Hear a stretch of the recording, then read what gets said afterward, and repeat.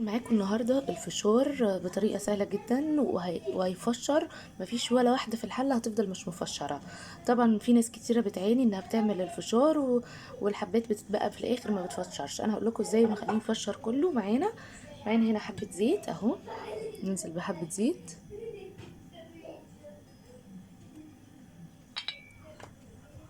هنسيب الزيت بس دقيقتين كده يسخن.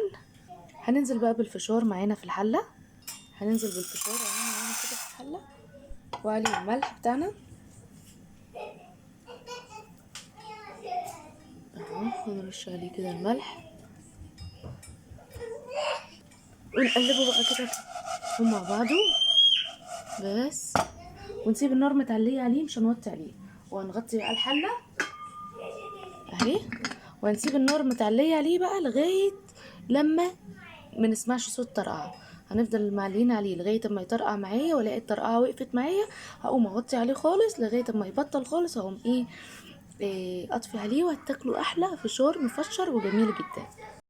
شايفين الفشار كله فشر اهو بالشكل ده، من غير ما يتبقى عندي فشار سليم خالص.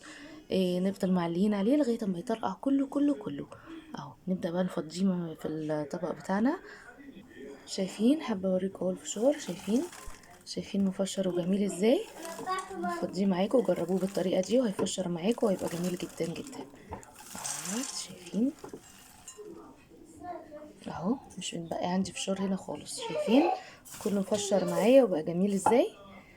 جربوه بالطريقه دي وهيفشر معاكم وهيبقوا جميل. طبعا اللي حابب يحط نكهات بقى الفشار هيحطها عليه وهو سخن كده ويقلبه، وهتاكلوا احلى فشار. جربوه. قولوا لي ما تنسوش لو مش مشتركين في القناه تشتركوا في القناه وتعملوا لايك وتفعلوا الجرس عشان يوصلكوا كل جديد. اشوفكم على خير يا حبايبي، مع السلامه.